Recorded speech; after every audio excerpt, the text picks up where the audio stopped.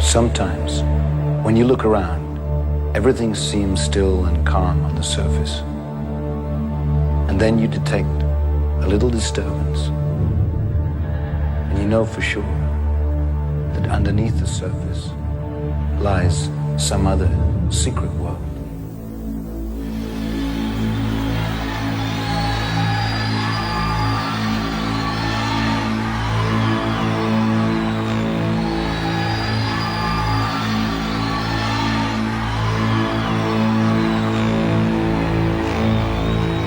This song was written for a very brave man.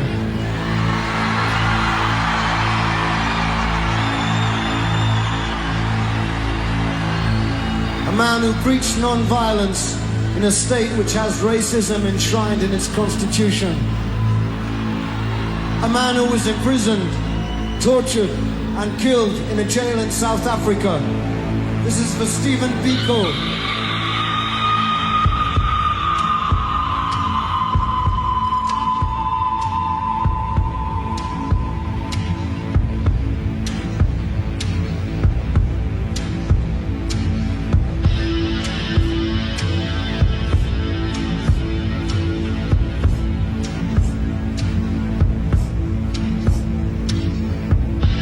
September 77, Port Elizabeth, weather fine. It was business as usual in police room 619. Oh, because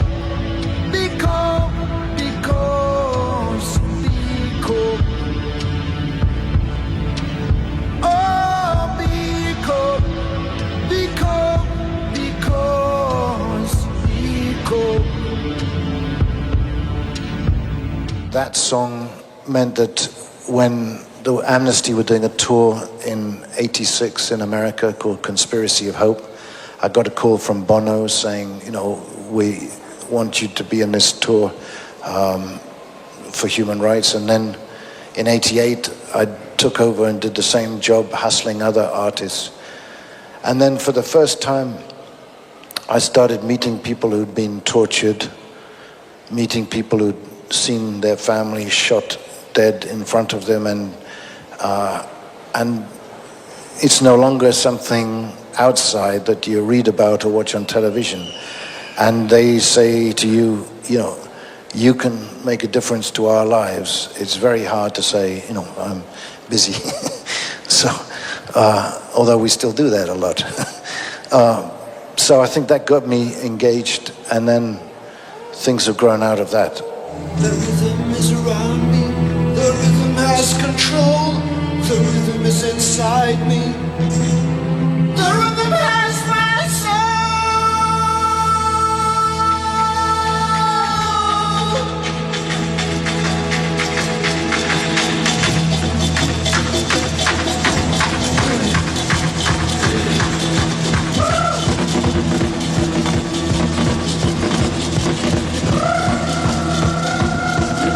Around 1980, I started listening to some of the music coming from other cultures, and as an old drummer, I fell in love with some of the grooves that I was hearing. As a singer, there were extraordinary voices, but I hadn't heard before, and a wonderful sort of mix of melodies and arrangements, and it just seemed so much richer than a lot of the stuff I was hearing on the radio. I phoned up a group of fellow enthusiasts and started trying to create an event, which 2 years later became the first WOMAD festival in Shepton Mallet.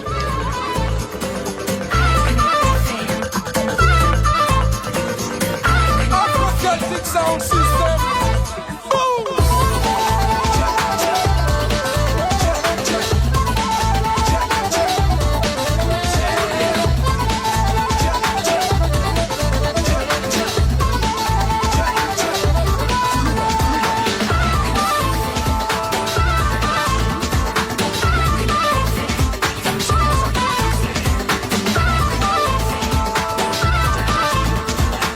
We started Real World Studios around 86 in this old converted mill, and it was part of a dream studio for me, the sort of environment that I'd always wanted. It's a little media center of sorts on a very village scale.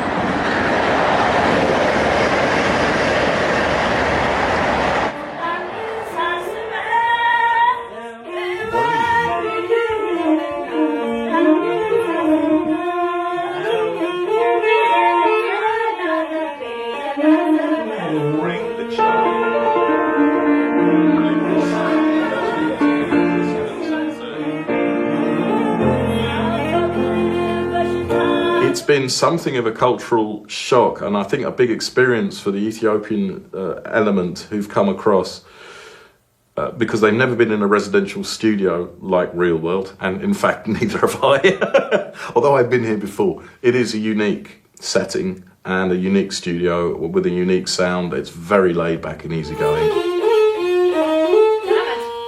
Recording now. So okay, here we go.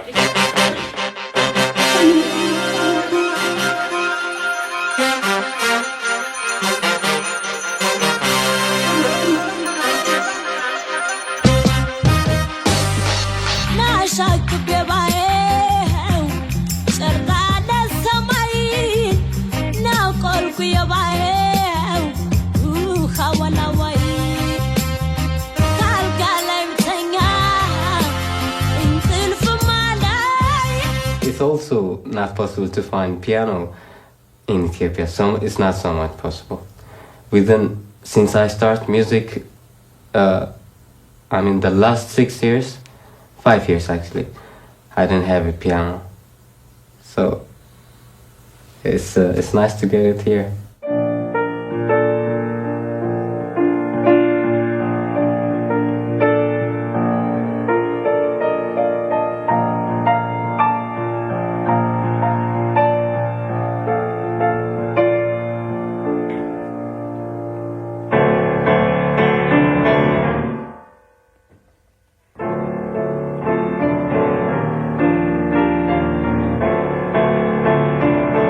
We built the studios so that it was around performance, to try and get people comfortable. I mean, so for example, in a lot of the spaces, you can actually record in the control room rather than being isolated. My goal's not to travel so far in the unknown.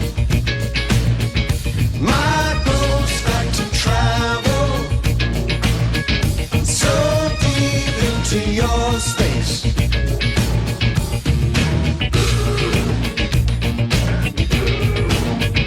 Three dots, Trinity, a way to map the universe. Three dots. I know for myself that when you get shut away behind the glass, somebody trips over something in the control room, you don't see that. You only see a whole lot of people laughing, and you think, oh shit, what did I do? And it's easy to set up paranoia. And then if you've got language problems, culture differences, there's a them and us thing that happens very easily, and people then are not going to relax and deliver what they're capable of.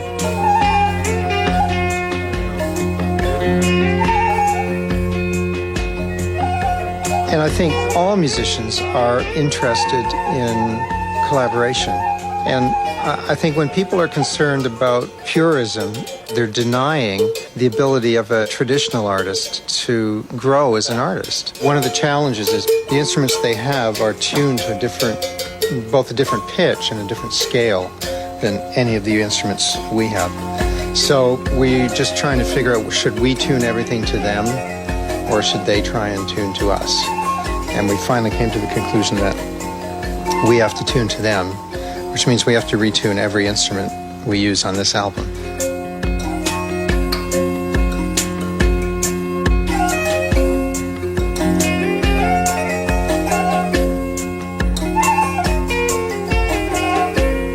one of the attractions for me for Real World was the location. I really wanted a place by water.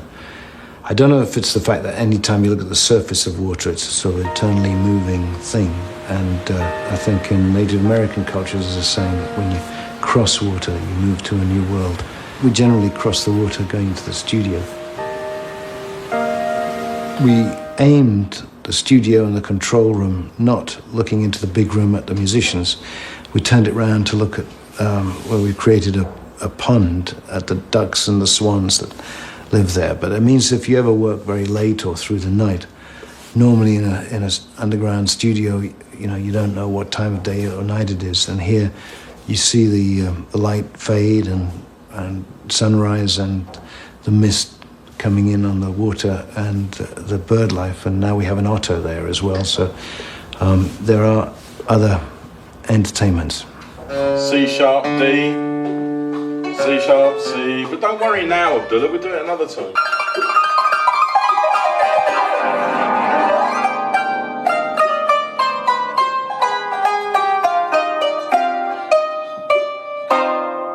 Ready? Ready?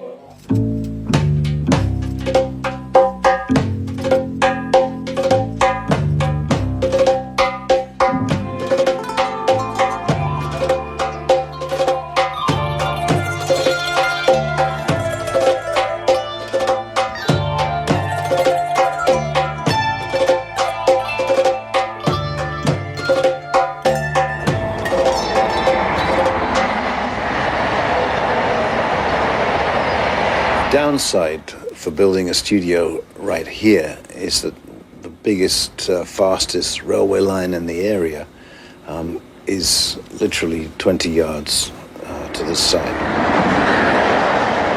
It comes in at great speed, it's the high-speed train, and then goes very quickly.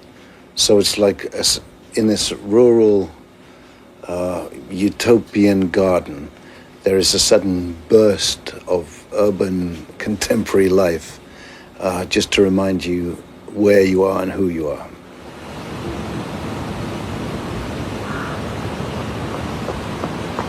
Peter had built the studio, was beginning to work here in the early 80s, and at that time the WOMAD festival was beginning to grow, and I was looking after a little record label there called WOMAD Records, where we were trying to find a way of recording the artists who came in to perform at the festival.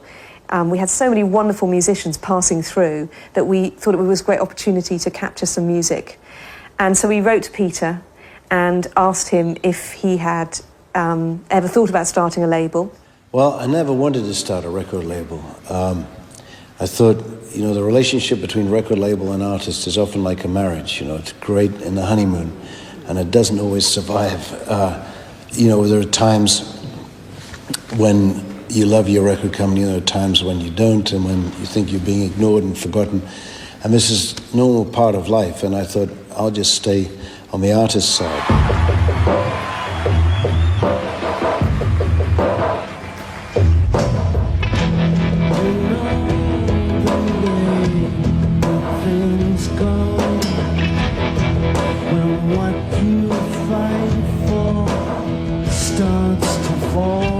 We had all these incredible artists coming into the country, and they couldn't get record deals. So eventually, I was persuaded to found Real World Records. And one of the first records we put out was actually with the amazing Nusrat Fateh Ali Khan.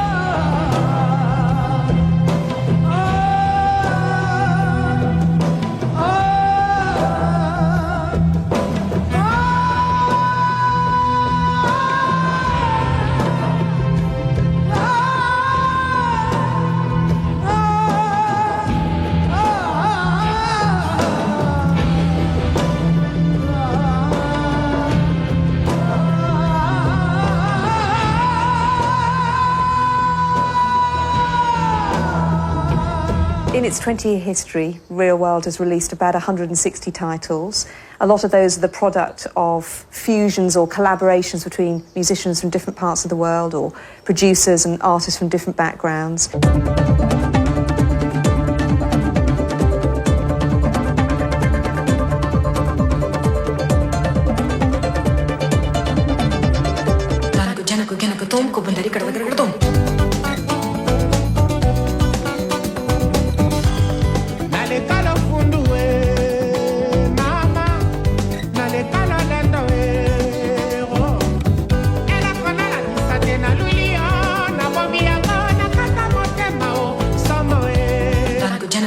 tom, ko bandari kada tom.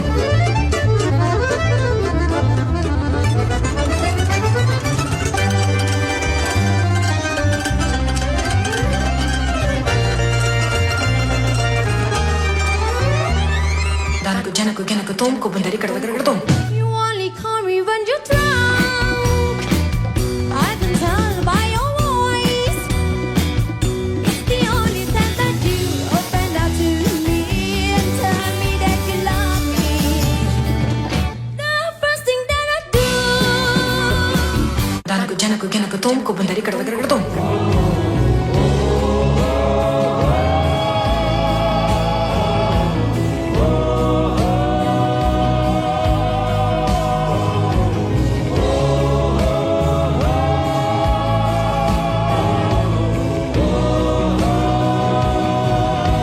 Recently, the Big Blue Ball project was released, which was the product of many years of such collaboration between artists and producers from different parts of the world.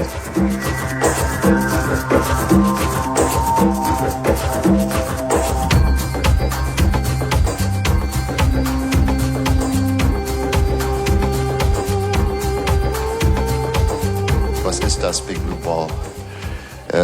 Schwer zu sagen, weil es ein Projekt ist, das ein langes Leben hat. Es fing an Anfang der 90er Jahre, organisiert von Real World.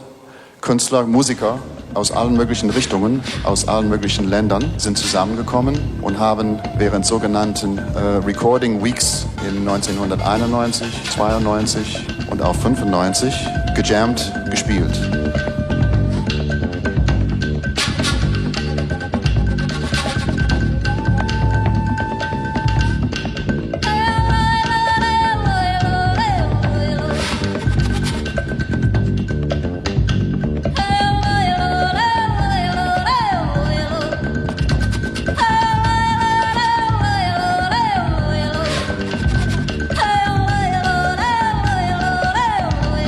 The recording week idea came up because every festival there was all these interactions that happened between all the different musicians. No, thumb for us two, or for these two, yeah. And then this finger pulls down.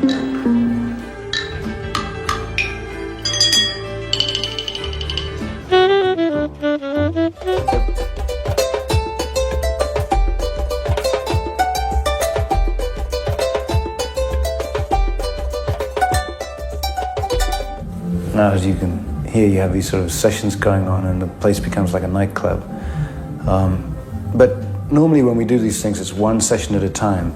And now the whole place is alive. We have these 5 rooms, all of which have sessions going on under different sort of chairs. And that's just fantastic. That's the only note you can get out of that flute. The Pygmies have invented a fabulous musical technique or instrumental technique, which consists in having a conversation with their own instrument. You know, the technique is very simple, but someone had to find it out, and they did.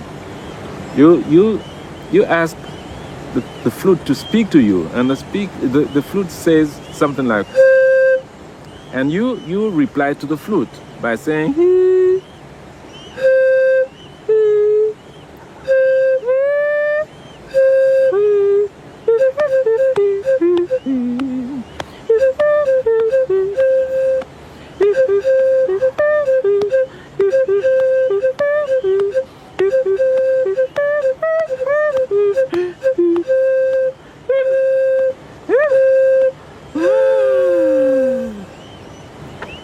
all these different musicians come together from many countries and start playing with each other sort of spontaneously just around the sites and around the touring buses and so on.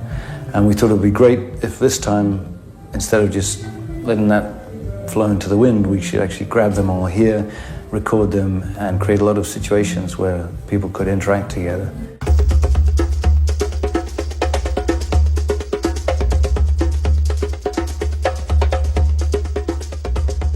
Yes, this, yes.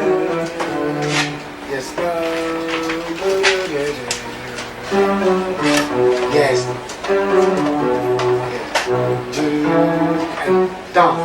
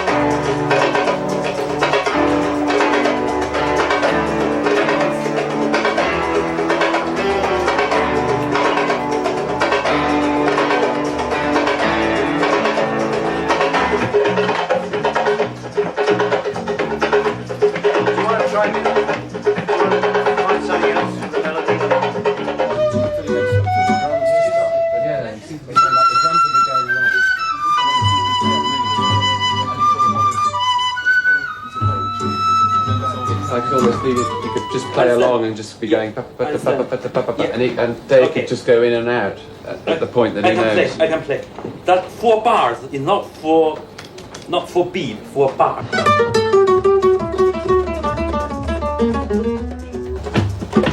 That's the bass keyboard, the foundation keyboard. Yeah, cut that to begin for 1 bar. Right. Just for this.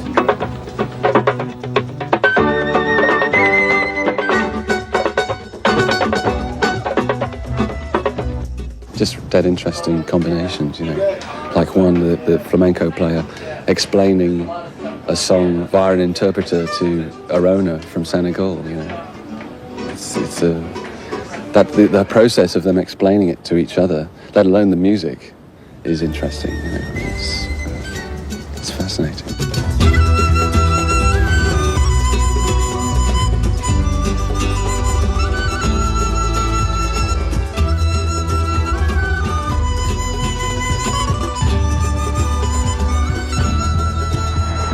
We were very keen to get something made out of it, but there was so much material generated that it was a nightmare. And every time people would go in there, have a look at it and think, no, tomorrow. What are we supposed to imagine? There was a mountain of reels of tape somewhere in the real world, in the bosom of real world studios. Yeah, in an old container inside one of the old army Nissen huts that we have on one side. So Stephen Hague in particular was willing to take on the challenge, and he began to sort it all out for us. But that's why it took 15 years.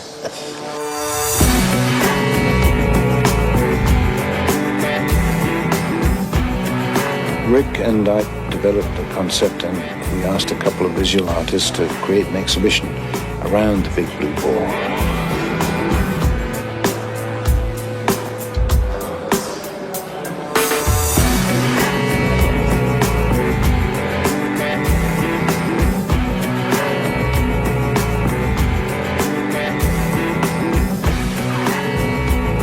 In the center of the piece, the three-dimensional form of the ball was mapped out by these white boards, and it included video messages from all sorts of places around the world.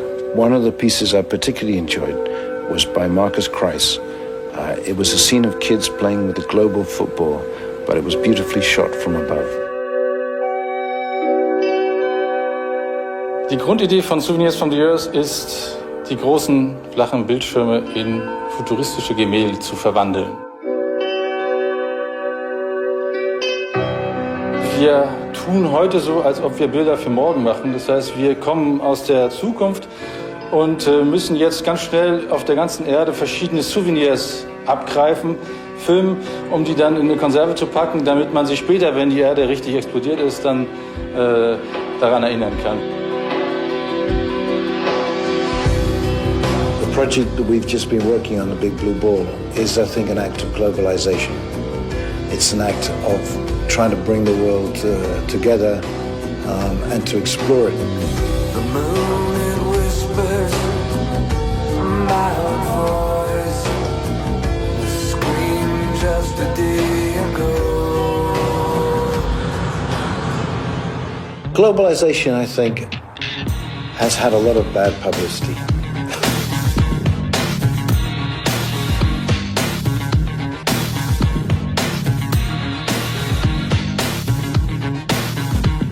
I think of myself as a global citizen, you know. I still have attachments to my country, but, you know, I live and work with people from all around the world, and my life is so much richer. I've learned so much more from having done that.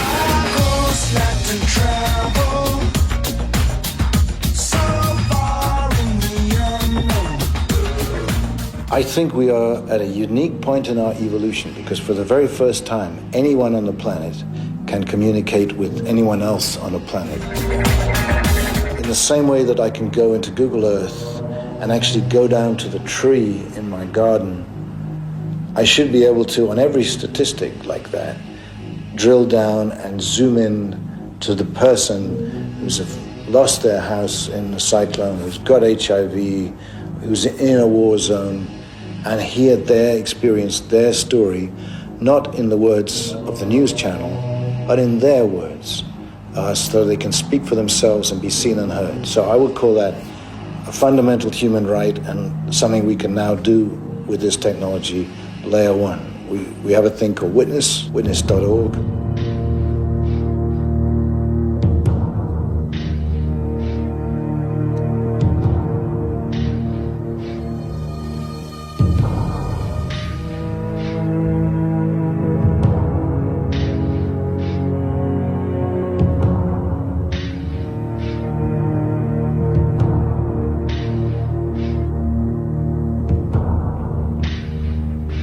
Witness.org was a human rights organization we started about 16 years ago to try and encourage the use of technology in human rights campaigning.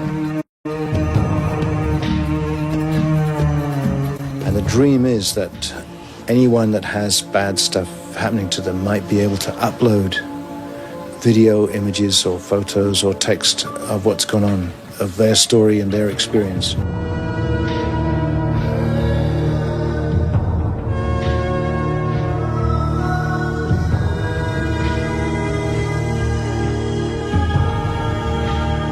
Power of observation, which was used to control people in Orwell's Big Brother, is now being reversed on its head and allowing ordinary people to control those in power.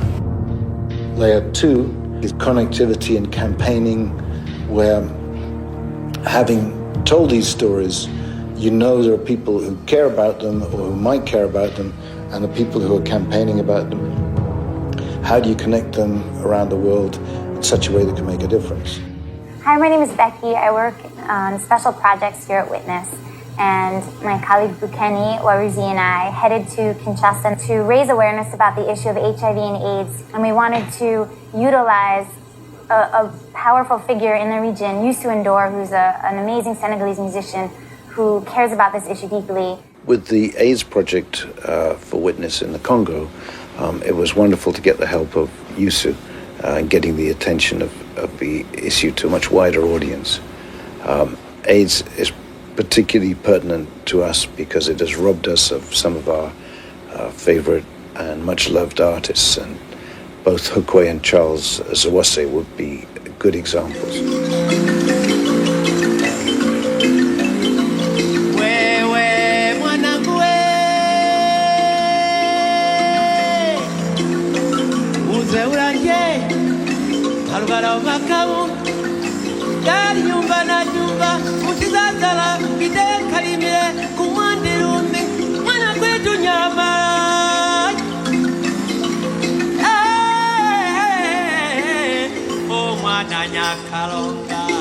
I remember really well the first time I heard the Zawases, and it was the most incredible voice, you know, one of, I think, the best voices we've ever worked with and one of the best voices I've ever heard.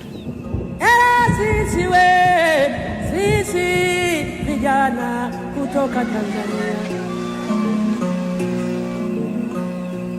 shughuli za utamaduni wa kwetu Tanzania. It was amazing how long Hukwe continued, because despite losing his physical strength and clearly quite sick, he was still trying to continue. But sadly, as they made a lot more tests, it became quite clear that it was AIDS that he was suffering from, which I think many of us had feared, and he was only to last a few months more.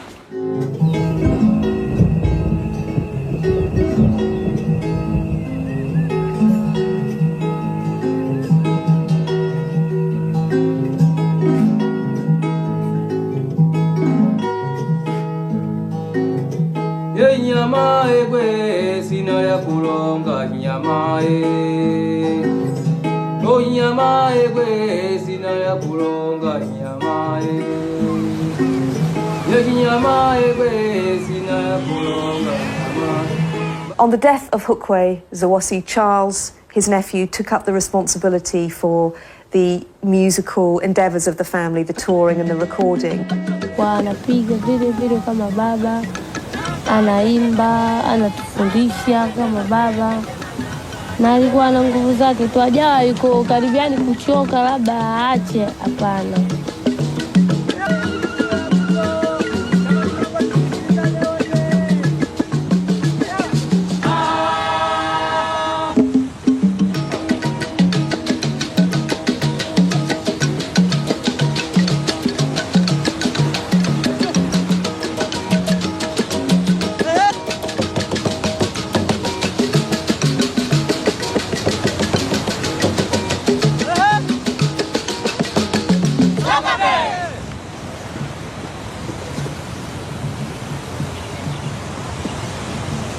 At this point, Charles was very ill and he died of AIDS shortly afterwards.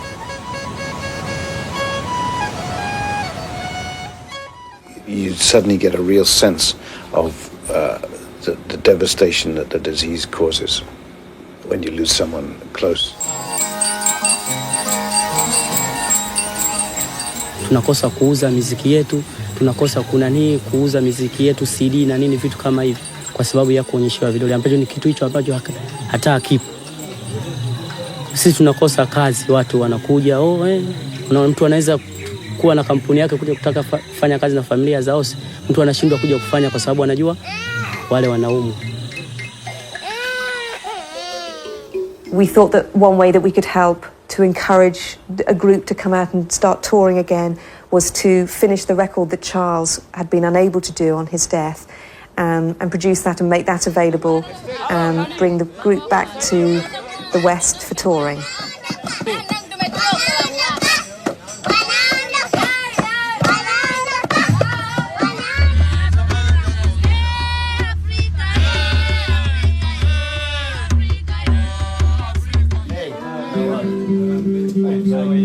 Very nice.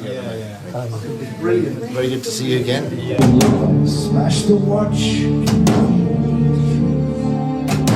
smash the camera,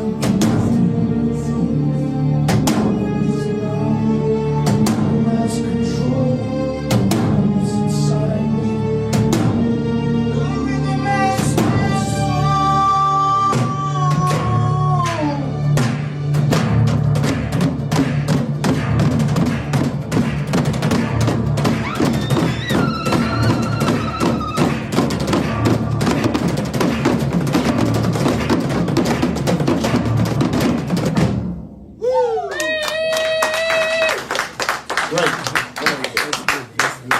Could I just hear the thumb pianos on the verse, just to see what we've got there?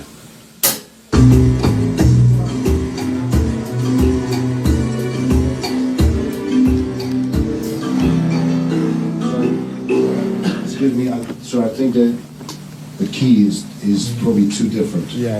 Excuse me. Yeah. I think it's better to leave the thumb piano. Yeah. Excuse me. Wazuri wanaanza kwa sababu sisi katupenda kwa nini kupiga marimba. Ufungua marimba na ile ilikuwa tofauti.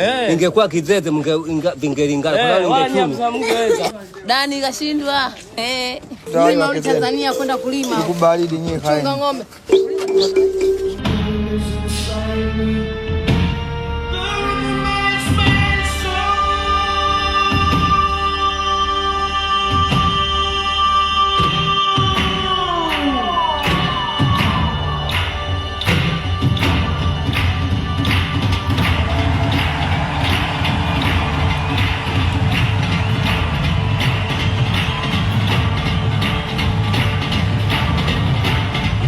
Can't keep Vazoases down because it's in the blood.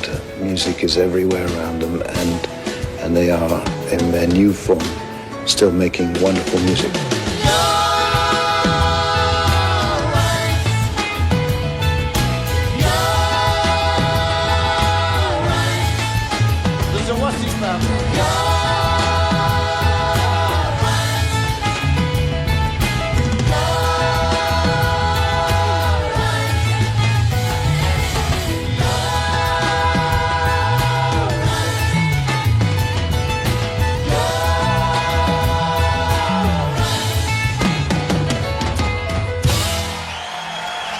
Thank you so much. The amazing Zawasi family.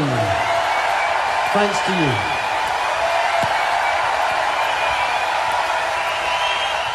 You can tell how civilized a person is by where they put the boundary between them and us. And the idea being that the more people you could include in the us bracket, the better things were likely to be. So that the least civilized person would just look after themselves. Maybe next level up is their family, next level up is, their town or their business, whatever it is, and so on. And it's very easy, I think, for us to think of others as them. And as soon as you start that division, you have enshrined a problem.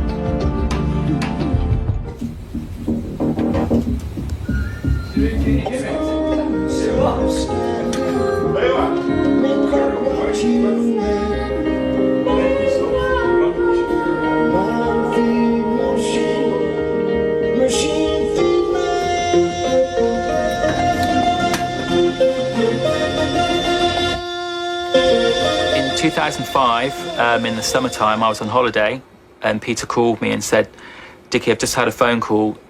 Do you want to go to Cambodia? I've been invited there. I can't go.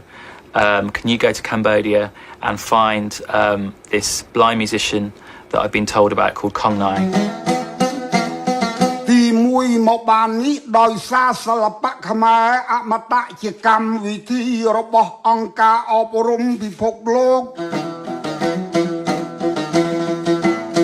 ទីពីរបន្ទាប់មកទៀតមកដោយលោក Peter Kong Nai is a Chai Pei player from Cambodia.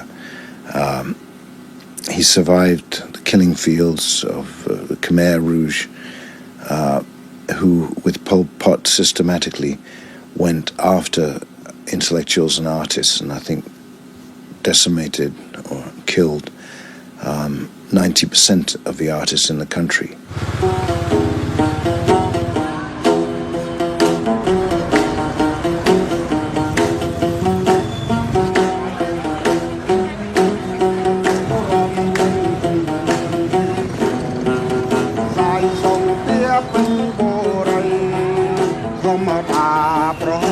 The NGO that we support, Cambodian Living Arts, has been started to find surviving master musicians. The first thing they did was try to set up schools because they thought, it was almost a generation that's gone, and we need to jump to the next generation in order to preserve these arts.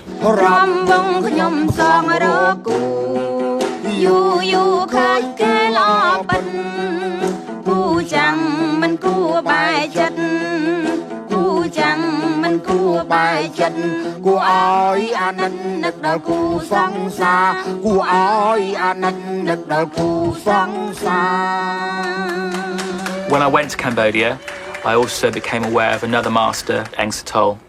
I went to his class and was really blown away by his students there, mainly kids living in the slum area.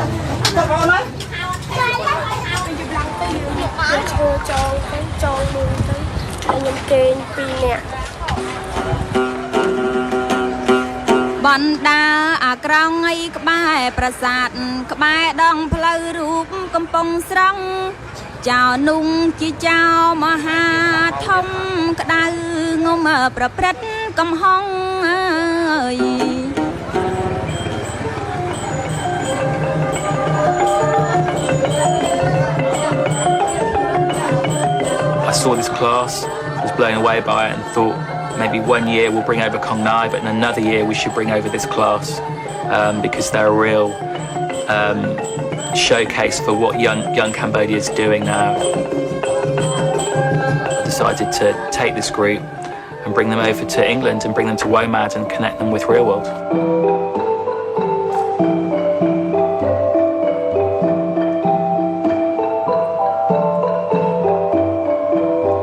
At the end was we did send them back with a small amount that they could then use with their own will, whatever they wanted to do back home. Female students bought a moto to get her to school because she lives quite far away from the school, and other students did up their homes, their housing, which need a lot of attention because they live in this slum area in Phnom Penh.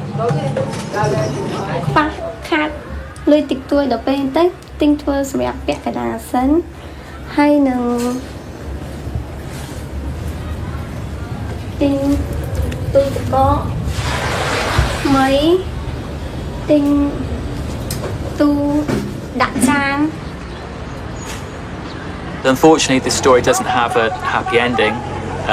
Some of the students lost their homes very recently because the land where the slum is worth a lot of money. It's very central to the city part area of Phnom Penh.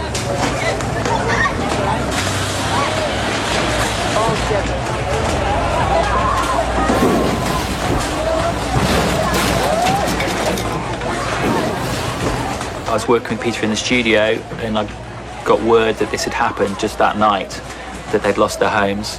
So Peter said to me, right, qu'il, let's see what information we can get up onto the witness site to let people know globally that this is happening and that this is going wrong.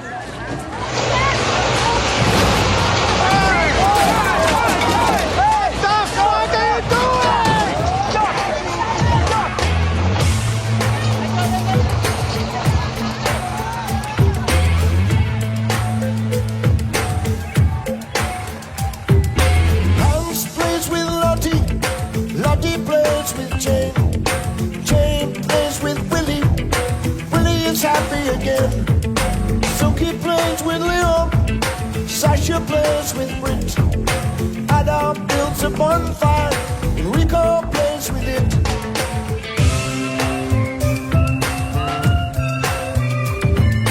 Listening tunes we hide in the caves by the seaside.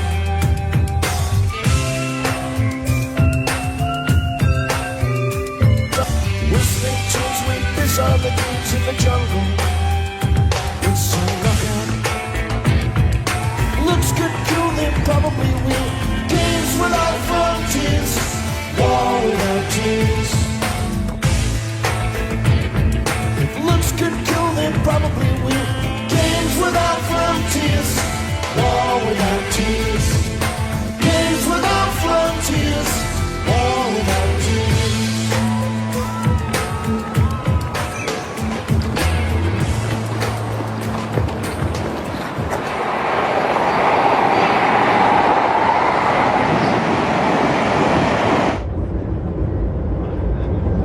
I know for myself when I get stuck, so I have to leave my family, leave the studio, and isolate myself, and then put myself in motion.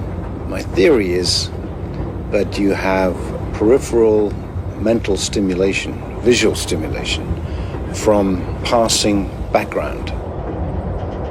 So I can sit at a desk and have nothing in my head. I can get on a train and ideas will start coming. We have a global village, but we don't really have the global elders to turn to. And if you have a group whose power in the world is not any longer based on military, political or economic strength, but only on the respect that they've earned from the world through having lived extraordinary lives, and they can be persuaded to work together, then they have a chance of doing something with that at high level. This is a big dream for me. It is now several years since Richard Branson and Peter Gabriel came to me with their idea of the elders. Since then, I have watched the concept grow, gain structure and strength. Richard Branson and I felt that if we can't do this with Nelson Mandela, we shouldn't do it.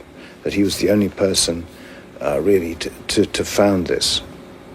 The dream was that the elders could be a group of 12, ideally, men and women that have really won extraordinary respect from the world through incredible lives.